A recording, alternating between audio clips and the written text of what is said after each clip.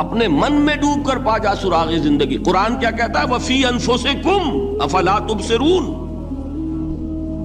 اور تیسری اہم ترین آیات کیا ہے؟ آیات قرآنیہ.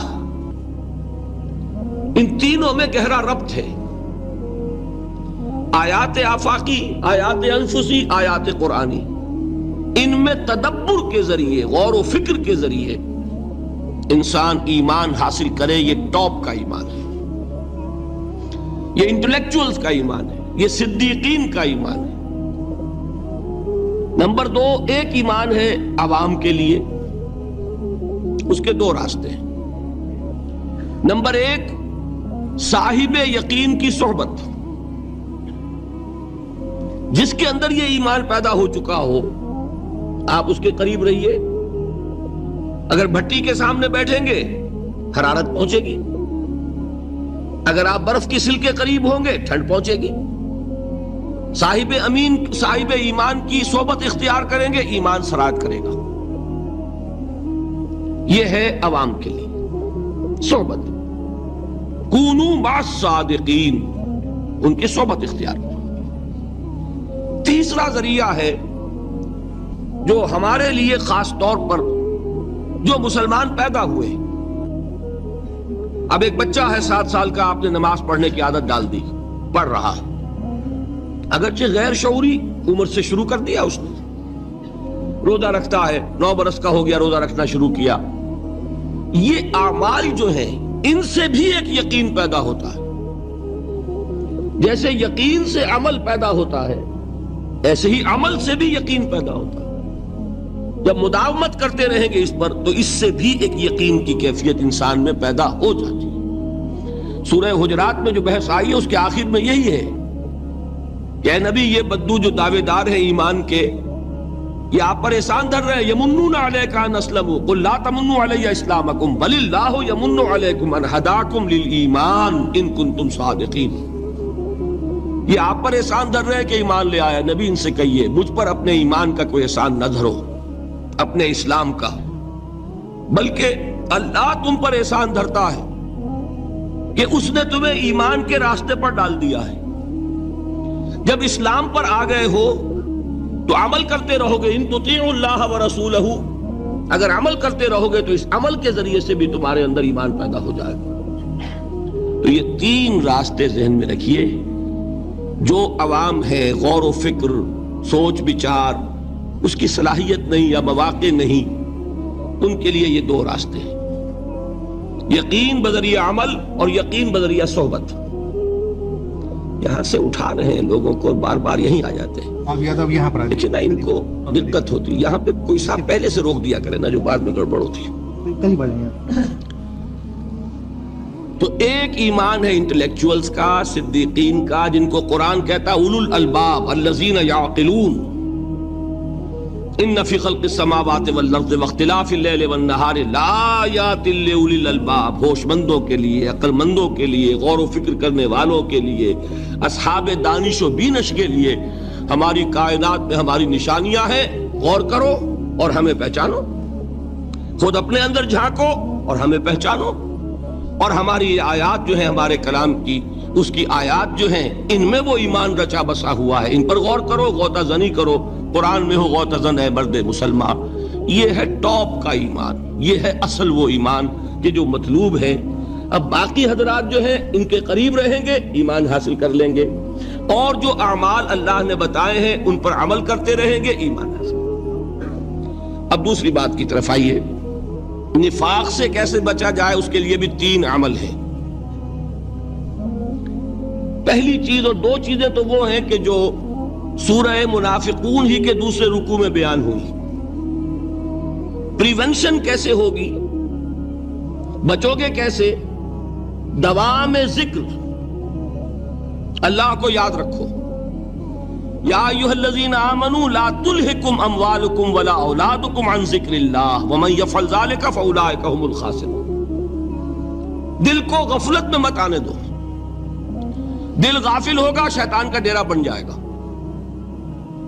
وہ دوام ذکر میں، البتہ یہ ذہن میں رکھیے کہ دوام ذکر کا ذریعہ کیا ہے، اس میں مغالتے ہیں لوگوں کو.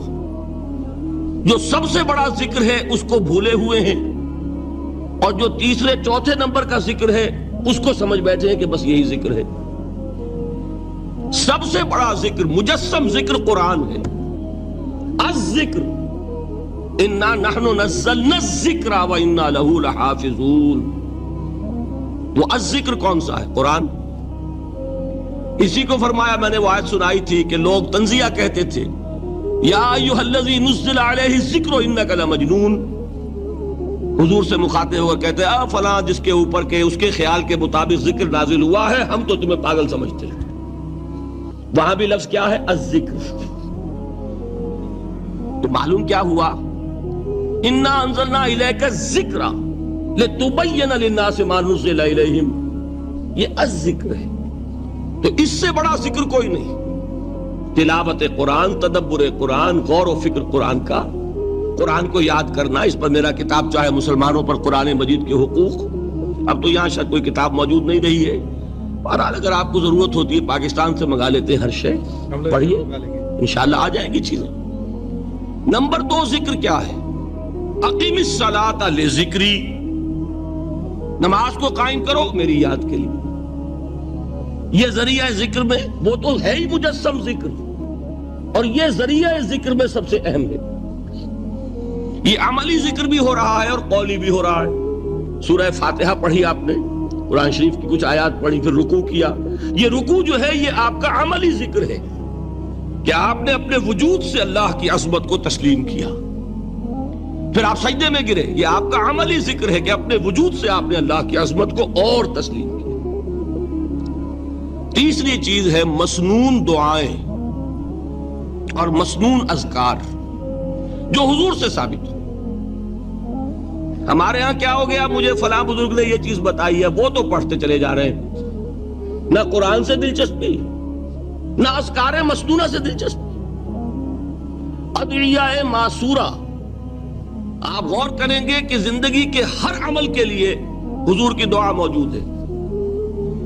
صبح اٹھے دعا ہے، آنکھ کھلتے بیت الخلاء میں داخل ہونے لگے دعا ہے، نکلے دعا ہے، وضو کرنے بیٹھے دعا ہے، فارغ ہوئے دعا ہے، مسجد کے لیے گھر سے نکلے دعا ہے، مسجد میں داخل ہوئے دعا ہے.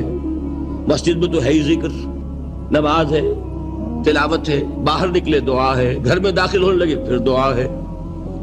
سواری پر سوار ہو رہے ہیں دعا ہے، اتر رہے ہیں دعا ہے، شیشہ دیکھ رہے ہیں دعا ہے، کپڑے پہن رہے ہیں دعا. زندگی کا کوئی عمل نہیں یہاں تک کہ جو تعلق زن و شو ہے، جس کو کہ خالص حیوانی بات سمجھا جائے گا، اس کے لیے بھی دعا ہے. غفلت میں وہ کام بھی نہیں کرتا. سمجھ رہے ہیں آپ؟ اب آپ غور کیجئے، اس میں کوئی اضافی وقت نہیں لگا، کوئی اضافی پوسچر اختیار نہیں کیا آپ نے، یوں بیٹھو، اس طرح بیٹھو، یوں کرو. کوئی آپ کا وقت اضافی نہیں لگا. جو کام کر رہے ہیں اور آپ اللہ کو یاد کر رہے ہیں، اور وہ اللہ کی یاد اس کام کی مناسبت سے ہے. ان ادعیہ معصورہ سے 2 تعلق جڑ گئے انسان کے. دعا کس سے کر رہے ہیں؟ اللہ سے. جڑا کہ نہیں؟ اور یہ الفاظ کس کے ہیں؟ محمد رسول اللہ کے. تو آپ کے 2 تعلق جڑ گئے. آپ اپنی جی سے گھڑ کر دعا مانگیں گے تو پہلا تعلق تو ہو جائے گا، دوسرا نہیں ہوگا. بہتر سے بہتر دعا مانگ لیں آپ. لیکن حضور سے جو معصور اور مسنون الفاظ جب آپ زبان سے نکالتے ہیں تو آپ کا تعلق اللہ سے بھی ہوا بذریعہ دعا، اور وہ الفاظ چونکہ حضور کے ہیں صلی اللہ علیہ وسلم تو حضور کے ساتھ ہوا. یہ تیسرا درجہ ہے. چوتھے درجے میں میں مانتا ہوں کہ ایک ہوتی ہے خاص کسی شخص کے امراض کی تشخیص کرنے کے بعد تجویز. کوئی اگر طبیب ہے، ماہر طبیب روحانی، وہ آپ کو دیکھے گا تو اندازہ لگائے گا کہ آپ میں کیا کمی ہے، اس کے مطابق آپ کو ذکر بتائے گا. بھئی فلاں آیت کا مراقبہ کیا کرو. کسی میں بزدلی ہوتی ہے، کسی میں مال کی محبت زیادہ ہوتی ہے، کسی میں توکل کی کمی ہے، کسی میں شہرت کی خواہش ہے، نمایاں ہونے کا جذبہ ہے، کسی میں تکبر ہے. سب کا ایک سا برس تو نہیں ہوتا نا. تو یہ در حقیقت اندھے کی لاٹھی سے نہیں چلنے والی بات. یہ تو ماہر کی کام ہے کہ وہ تجویز کرے کہ تمہارے لیے خاص طور پر ذکر یہ ہے. در حقیقت ہمارے جو یہ سلسلے تھے سلوک کے، یہ بڑے ماہر ہوتے تھے، یہ لوگ بڑے ماہر اطباء تھے. یہ جو علم نفسیات ہے اس کے ہمارے صوفیاء سے بڑھ کر کبھی کوئی عالم گزرا ہی نہیں دنیا میں. فرائیڈ کیا ہے اور ایڈلر کیا ہے اور یونگ کیا ہے، بچے ہیں. ہمارے صوفیاء کرام نے جس طرح انسان کی نفسیات کو سمجھا ہے اور وہ ان کی مناسبت سے تجویز کرتے تھے. لیکن اس کو رکھا جائے گا چوتھے نمبر پر. جیسے مولانا احمد علی صاحب فرمایا کرتے تھے، بھائی اس آیت کا مراقبہ کیا کرو. مراقبہ کیا مانی؟ اب ان الفاظ کو بھی ہم نے خام خواہ کچھ خاص ایک شکل دے دی. مراقبہ کیا؟ توجہ کرنا، دھیان کرنا، خاص اس آیت کے اوپر، اس کے معانی پر اپنے ذہن کو جمانا. وہ کیوں ہے؟ تاکہ آپ کے اندر جو کمی ہے اس کی تلافی اس سے ہو. لیکن یہ کہاں آئے گا؟ چوتھے نمبر پر. سمجھ گئے؟ تو نفاق سے بچنے کا ذریعہ، پریونشن کیا ہے نفاق سے؟ دوام ذکر. نہ تمہیں تمہاری اولاد، نہ تمہارے اموال، نہ تمہاری تجارت، نہ کاروبار اللہ کے ذکر سے غافل نہ کر سکے. پنجابی میں کہتے ہیں کہ ہتھ کارول اور دل یارول. کام کر رہے ہیں آپ، لیکن یہ کہ دل اللہ کے ساتھ لگا ہوا ہے، زبان تر ہے اللہ کی یاد سے. جو قرآن یاد ہے، گاڑی میں آپ بیٹھے جا رہے ہیں، 2 گھنٹے آپ کو کار میں لگانے ہیں، قرآن شریف پڑھتے جائیے. اس سے بڑا ذکر ہی کوئی نہیں. یہ ہے پریونشن. اب اگر مرض ہو جائے تو کیا ہو؟ اس کے لیے 2 چیزیں ضروری ہیں. ایک دیکھیے، عجیب ہے یہ، نفاق کا علاج انفاق سے. صرف ایک الف لگانا. انفاق کے معنی اور ہے.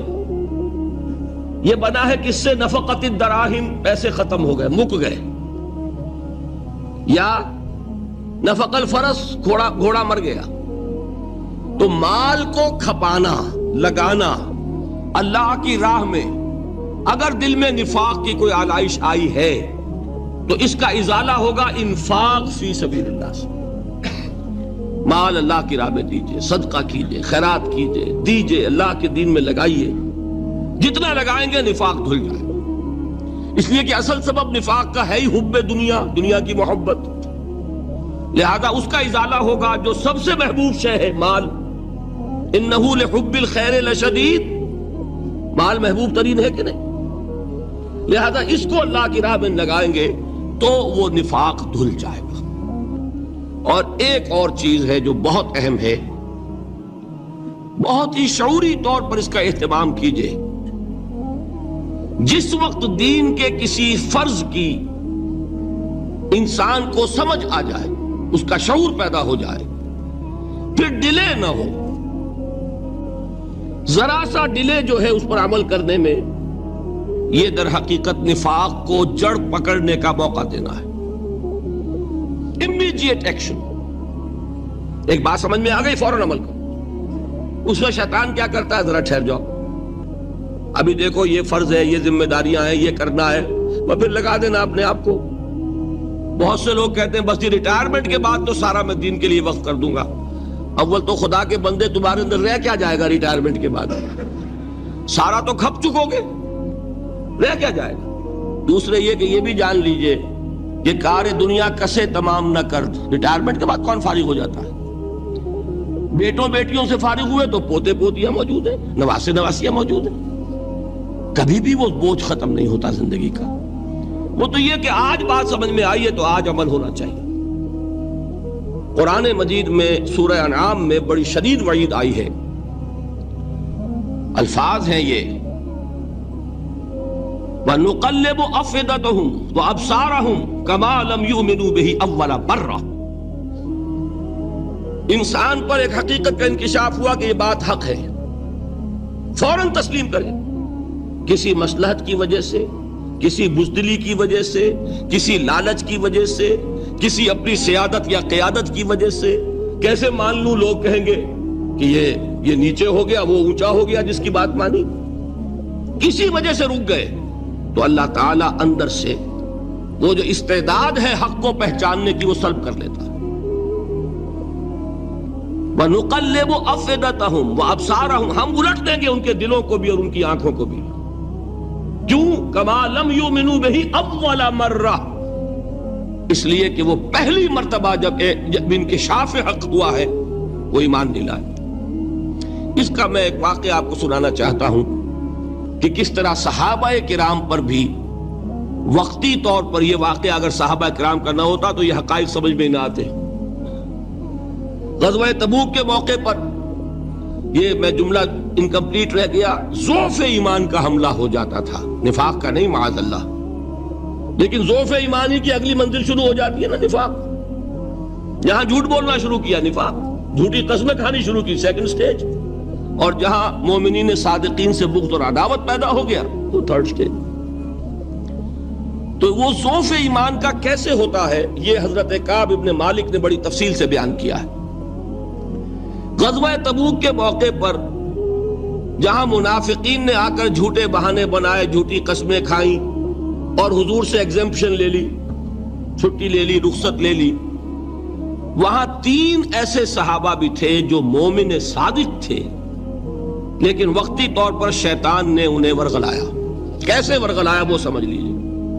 کعب ابن مالک نے تفصیل سے بیان کیا ہے، اور میرے نزدیک یہ جہاں تک میرا مطالعہ ہے طویل ترین حدیث ہے، بخاری اور مسلم میں بھی موجود ہے۔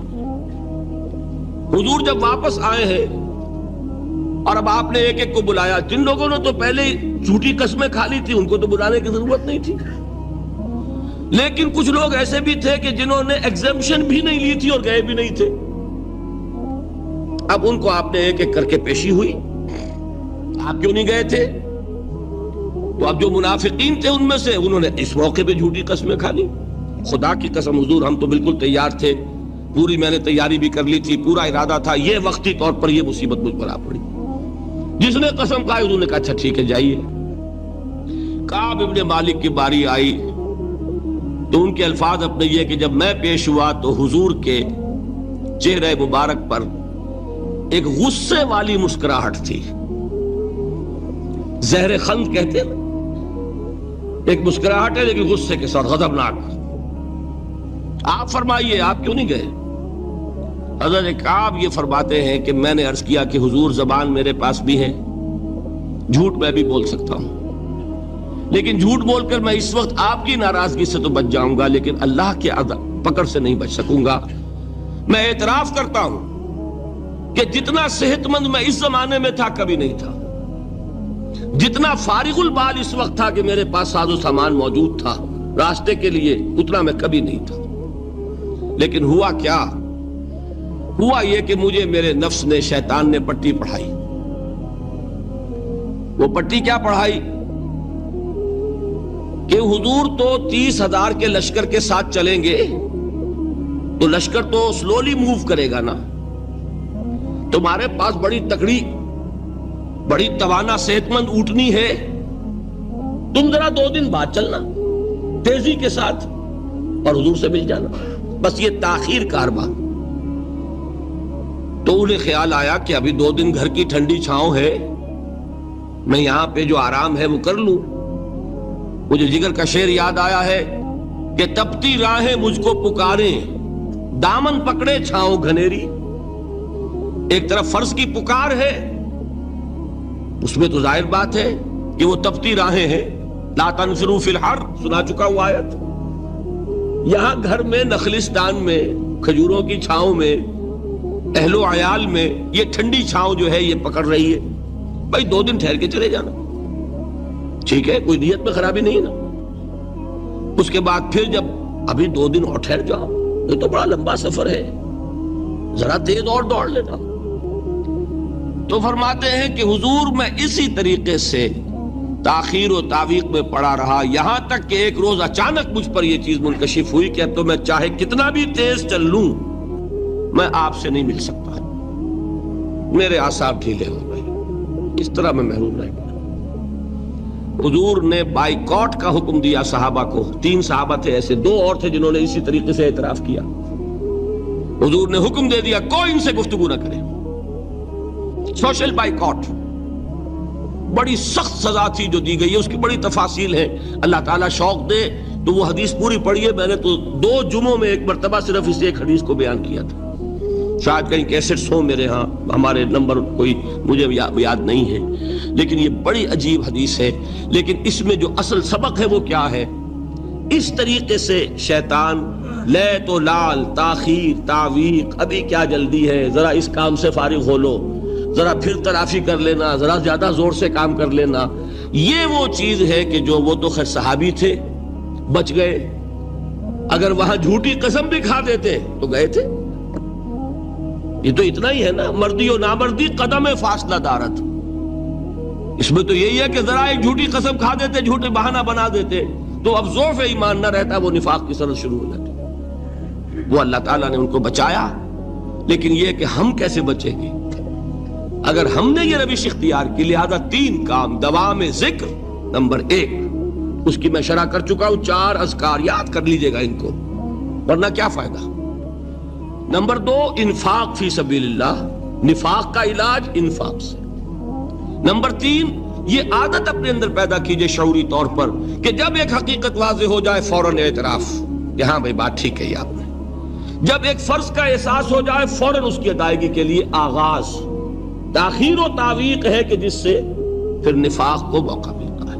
اللہ تعالیٰ مجھے اور آپ کو حقیقی ایمان عطا فرمائے اور نفاق سے بچائے رکھے۔ اب آئیے حقیقت و اقسام شرک پر۔ دیکھیے، ہر شخص یہ جانتا ہے کہ اسلام دین توحید ہے۔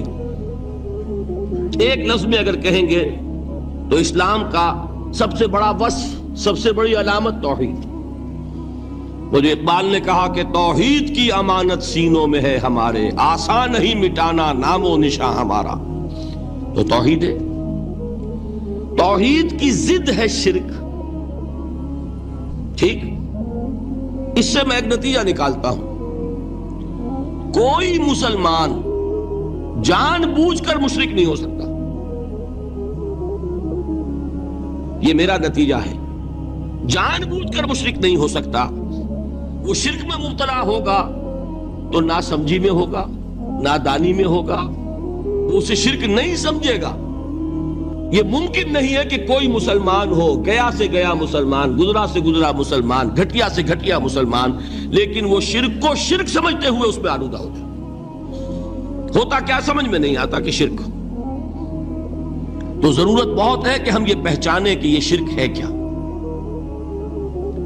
دوسری بات یہ جان لیجئے، ہمارے دین میں ناقابل عفو جرم کون سا ہے؟ 2 مرتبہ بیان فرمایا گیا سورہ نساء میں صرف، ان اللہ لا یغفر ان یشرک بہ ویغفر ما دون ذلک لمن یشاء۔ اللہ تعالیٰ اسے تو ہرگز نہیں بخشے گا کہ اس کے ساتھ شرک کیا جائے، ہاں اس سے کم تر جس کو چاہے گا معاف فرما دے گا۔ نوٹ کر لیجئے، اس کی بھی اندر بھی اوپن لائسنس نہیں ہے کہ بقیہ سارے گناہ لازماً معاف کر دے گا، یہ نہیں ہے۔ اس سے تو آپ میں جرت پیدا ہو جائے گی، باقی سب کیے جاؤ، یہ نہیں، جس کو چاہے گا بخش دے گا، لیکن امید ضرور دلا دی کہ شرک سے کم تر کوئی گناہ ہو تو اس کے بخشش کی بغیر توبہ کے اللہ تعالیٰ نے امید دلائی۔ توبہ سے تو شرک بھی معاف ہو جائے گا، اس سے مراد کیا ہے؟ بغیر توبہ کے۔ اللہ تعالیٰ نے فرمایا کہ اور گناہوں کے بارے میں تو امید کی جا سکتی ہے، لیکن شرک کے بارے میں ہرگز نہیں۔ اہمیت واضح ہو گئی مزید۔ نمبر 3، اس شرک کی ہماگیریت کا عالم یہ ہے کہ سورہ یوسف کی آیہ مبارکہ ہے، وَمَا يُؤْمِنُ أَكْثَرُهُمْ بِاللَّهِ إِلَّا وَهُمْ مُشْرِكُونَ۔ انسانوں کی اکثریت کا حال یہ ہے کہ وہ اللہ پر ایمان نہیں رکھتے مگر کسی نہ کسی قسم کے شرک کے ساتھ۔ یہ یونیورسلٹی ہے اس کی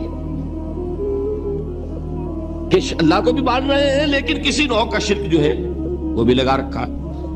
وَمَا يُؤْمِنُ أَكْثَرُهُمْ بِاللَّهِ، انسانوں کی اکثریت کا حال یہ ہے کہ وہ ایمان نہیں رکھتے اللہ پر، الا وہم مشرکون، مگر یہ کہ کوئی نہ کوئی شرک بھی کرتے ہیں۔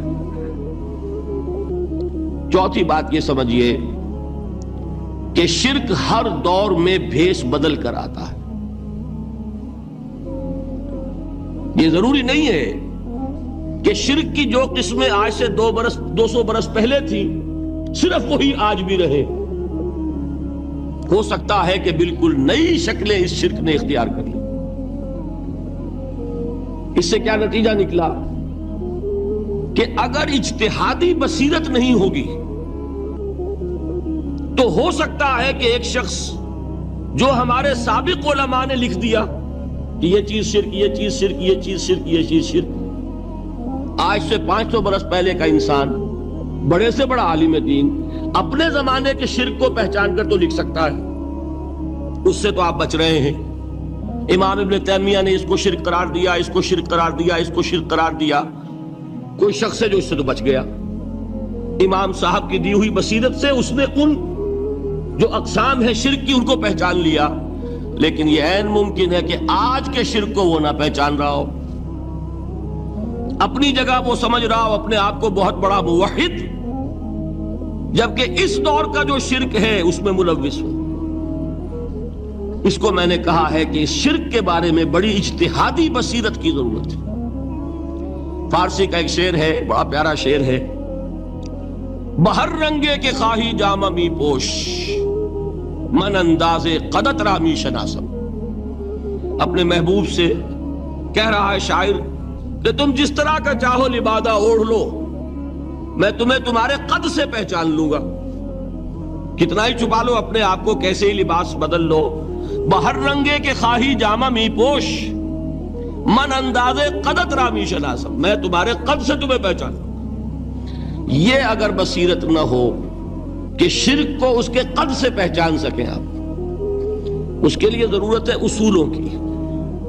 دیکھیے جس طرح الجبرا کے اصول ہوتے ہیں، فارمولا ہے، فارمولا ہاتھ میں آ گیا، مسئلے حل کرتے چلے جا رہے ہیں، آپ اپلائی کرنے کی دیر ہے فارمولے کے. اگر آپ نے صرف گنتی کر کے کسی زمانے کے شرک وہ تو سمجھ لیے، لیکن وہ بصیرت باطنی حاصل نہیں ہوئی، اجتہادی بصیرت، وہ اصول ہاتھ میں نہیں آئے کہ جس سے آپ پہچان سکیں، تو ہو سکتا ہے کہ اس دور کے شرک کو آپ نہ پہچان سکیں. اس کے لیے ضرورت ہے کہ اصل اصول ہاتھ میں آ جائیں تاکہ ان اصولوں کو اپلائی کریں. ایک بات مجھ سے اور سن لیجئے، میرا اپنا یہ تاثر ہے، ہمارے دین میں خیر، بھلائی، نیکی، چاہے وہ نظریے کی ہو، علم کی ہو، عقیدے کی ہو، عمل کی ہو، اخلاق کی ہو، وہ سب کیا ہے؟ وہ توحید ہی کے شجرہ طیبہ کی شاخیں ہیں. اور شر، برائی، گمراہی، خیالات کی ہو، نظریات کی ہو، علم کی ہو، عقیدے کی ہو، عمل کی ہو، اخلاق کی ہو، سب کے ڈانڈے شرک کے شجرہ خبیثہ سے ملتے ہیں. اس شجرہ خبیثہ کے برگوبار ہے جو بھی برائی ہے، عمل کی یا علم کی، اور اس شجرہ طیبہ کے برگوبار ہے جو بھی خوبی ہے، عمل کی یا عقیدے کی. یہ میرا تاثر ہے. اور جب تک اس انداز میں وہ آپ کو اندرونی رشتے ظاہر نہیں ہوں گے، آپ پر منکشف نہیں ہوں گے، وہ اجتہادی بصیرت جو ہے پیدا نہیں ہو سکے گی. اب آئیے ایک اور بات دیکھیے، شرک میں اور الحاد میں کیا فرق ہے یہ بھی ہم نہیں سمجھتے. الحاد، مادہ پرستی، وہ کیا ہے؟ ایتھیزم، کسی بھی خدا کا انکار. ہمارے آج کے دور کی سب سے بڑی گمراہی یہ ہے. شرک کیا ہے؟ خداؤں کو ماننا. یہ کیا ہے؟ تھیزم ہے، لیکن پولی تھیزم ہے. توحید کیا ہے؟ مونو تھیزم ہے، ایک خدا کا ماننا. لیکن شرک کے اندر ایک اور حقیقت کو پہچان لیجئے، شرک میں ہمیشہ ٹاپ پر ایک خدا کو مانتے ہیں، باقی سارے خدا نیچے ہوتے ہیں. اوپر جا کر وہ توحید ہوگی ہمیشہ. کوئی مشرکانہ نظام ایسا نہیں ہے جو ٹاپ پر جا کر توحید نہ بن جائے. دیکھیے ہندو دیویاں، دیوتا بے شمار، لیکن مہادیو وہ بھی کیا دو ہیں؟ مہادیو وہ تو ایک ہے. انگریزی میں گاڈز گاڈیسز، لیکن وہ چھوٹے جی سے لکھے جائیں گے. چھوٹے جی سے لکھے جانے والے gods and goddesses, Roman mythology ہو، گریک مائتھولوجی ہو، ان دیویوں دیوتاؤں کے نام ہی آپ نہیں یاد کر سکتے. لیکن گاڈ بڑے جی سے وہ ایک ہے کہ نہیں؟ ٹاپ پر جو ہے وہ ایک ہے. اس کو وہ بھی مانتے ہیں کہ اومنی پوٹنٹ، اومنیشنٹ، اومنی پریزنٹ، علی کل شیء قدیر، بکل شیء علیم، ہر جگہ موجود. وہ تو ایک ہی ہے، وہ تو کیپٹل جی سے لکھا جائے گا. باقی اس کے نیچے فوج ہے دیویوں کی، دیوتاؤں کی، خداؤں کی اور خدانیوں کی، وہ گاڈز اینڈ گاڈیسز ہیں. عرب میں کیا تھا؟ میں نے پہلے آپ کو وہ دو مثالیں دے دی ہیں، تیسری اور ایران کی لے لیجئے. خیر کا خدا اور شر کا خدا اور، ایک یزداں ایک اہرمن. ٹھیک، سنویت ہو گئی نا، دو خداؤں کو مانا. لیکن وہی ہیں جو خدائے خدائے گاں، خداؤں کا خدا، اس کو ایک ہی مانتے ہیں. یہی معاملہ عرب میں تھا. اللہ وہ ایک ہی تھا ان کے ہاں. قرآن میں آتا ہے ان سے پوچھئے وَلَئِن سَأَلْتَهُم مَّنْ خَلَقَ السَّمَاوَاتِ وَالْأَرْضَ لَيَقُولُنَّ اللَّهُ. جب ان سے کہا جاتا ہے کہ کس نے پیدا کیا آسمان اور زمین کو، یہ فوراً کہیں گے اللہ نے. فَأَنَّىٰ يُؤْفَكُونَ. تو یہ ماننے کے بعد کدھر جا رہے ہیں؟ وہ کیا کہتے تھے کہ وہ بڑا اللہ تو ایک ہی ہے، لیکن چھوٹے آلہہ ہیں. آلہہ اور اللہ میں وہی فرق ہے جو کیپٹل جی کا گاڈ اور چھوٹے جی سے گاڈز اینڈ گاڈیسز. وہی فرق ہے کہ جو مہادیو اور دیویوں اور دیوتاؤں میں ہے، وہی وہاں تھا. اللہ وہ ایک اور سپریم، سب سے بالا تر، اس سے اوپر کوئی نہیں، تخلیق میں اس کا کوئی ساجی نہیں. لیکن اس نے کچھ آلہہ ہیں جنہیں کچھ اختیارات تقسیم کیے ہوئے ہیں. کچھ اس کے لاڈلی ہستیاں ہیں جو سفارش کر سکتی ہیں. بس یہ شرک تھا مشرکین مکہ. بات سمجھ رہے ہیں؟ اس کا جائزہ لیں گے تو آپ کو، اور جو آج شرک کی اقسام میں بیان کروں گا اس کو ہاتھ میں لیں گے تو کسی موحد کا تلاش کرنا مشکل ہو جائے گا. ڈھونڈ اب ان کو چراغ رخ زیبا لے کر. آج جن کا نام مسلمان ہے ان کی اکثریت کسی نہ کسی نوع کے شرک میں مبتلا ہے. اب آئیے اقسام شرک. اقسام شرک میں بھی وہی کیفیت ہے جو نفاق کے بارے میں نے عرض کی تھی کہ ایک تقسیم یہ ہے جو علماء نے کی ہے، ایک ہے عقیدے کا نفاق، ایک ہے عمل کا نفاق. اسی طرح ایک ہے عقیدے کا شرک، ایک ہے عمل کا شرک. عقیدے میں نہیں ہے، عمل میں ہے. ایک تقسیم آپ نے سنی ہوگی شرک جلی، شرک خفی. ایک ہے ننگا شرک، کھلم کھلا شرک. ایک ہے چھپا ہوا شرک جو نظر نہیں آتا. لیکن ایک مغالطہ اپنے دل سے نکال دیجئے، بعض لوگ شرک خفی کو شرک نہیں سمجھتے. یہ بہت بڑی غلطی ہے. اگر وہ شرک نہ ہوتا تو حضور اسے شرک نہ کہتے.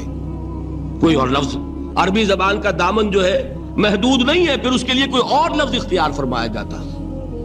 وہ شرک، لیکن ایک شرک ہے جلی جو نمایاں ہے، نظر آ رہا. ایک ہے شرک خفی جو نظر نہیں آ رہا. اور وہ کتنا خفی ہو سکتا ہے اس کی ایک مثال دی حضور نے. شرک خفی اتنا خفی ہو سکتا ہے، ذرا مبالغہ دیکھیے جو حضور نے بات کو سمجھانے کے لیے مثال میں جو مبالغہ اختیار فرمایا. ایک سیاہ اندھیری رات میں ایک سیاہ پتھر پر ایک سیاہ چیونٹی کو رینگتے ہوئے دیکھنا جتنا مشکل ہے، اتنا ہی شرک خفی کا پہچاننا مشکل ہے. بتائیے، آپ نے فرمایا انا افصح العرب، میں عرب کا فصیح ترین انسان ہوں. اس سے آگے کوئی مثال دی جا سکتی ہے؟ اندھیری رات، تاریک رات، پتھر سیاہ، چیونٹی سیاہ، کون دیکھ سکتا؟ جتنا اس کو دیکھنا ناممکن ہے اتنا ہی شرک خفی کا پہچاننا مشکل ہے. گویا کہ اس سے تو اللہ ہی بچائے گا تو انسان بچے گا۔ ایک آخری بات تمہیداً اور عرض کر دوں، پھر میں چلوں گا اقسام پر۔ میری جو باتیں آپ کے سامنے آئی اس سے ایک منطقی نتیجہ نکلتا ہے، کوئی شخص اگر حقیقتاً شرک سے بچ جائے، واقعتاً شرک سے بچ جائے، ہر قسم سے بچ جائے، اس سے بھی اوپر کوئی انسان ہوگا۔ گویا کہ یہ آخری منزل ہے، یا یوں کہیے کہ جس شخص کے بارے میں اللہ تعالیٰ یہ مان لے کہ میرا یہ بندہ شرک سے بری ہے، اس سے بڑی سند کوئی ہے؟ دی ہائیسٹ ٹیسٹیمونیل، سب سے بڑی سند، سب سے بڑی تعریف جو بندے کی ہو سکتی ہے وہ کیا ہے؟ یہ مشرک نہیں۔ یہی وجہ دیکھیے آپ قرآن مجید میں حضرت ابراہیم کے ذکر میں دیکھیں گے، ابراہیم کا مقام کیا ہے؟ خلیل اللہ، ابو الانبیاء، امام الناس، تین نسبتیں ہیں، تینوں بڑی عظیم۔ اللہ کے ساتھ نسبت کیا ہے؟ خلیل، واتخذ اللہ ابراہیم خلیلا۔ ابو الانبیاء، کتنے نبی ہیں ان کی نسل میں؟ اسحاق اور اسماعیل سے چلیے، پھر یعقوب اور یوسف، اور پھر چلیے موسیٰ اور ہارون، اور پھر چلیے سارے انبیاء بنی اسرائیل کے، حضرت عیسیٰ، پھر یہاں تک کہ محمد الرسول اللہ کس کی اولاد ہے؟ ابراہیم کی، ابو الانبیاء۔ اور نمبر 3، انی جاعلک للناس اماما، امام الناس۔ اور قرآن میں جو سب سے بڑی سند انہیں دی جاتی ہے وہ کیا؟ وما کان من المشرکین، وہ ابراہیم مشرکین میں سے نہیں تھے۔ معلوم ہوا کہ یہ سب سے بڑی سند ہے، سب سے بڑا سرٹیفکیٹ ہے، سب سے بڑا ٹیسٹیمونیل ہے جو اللہ کی طرف سے کسی کو مل جائے۔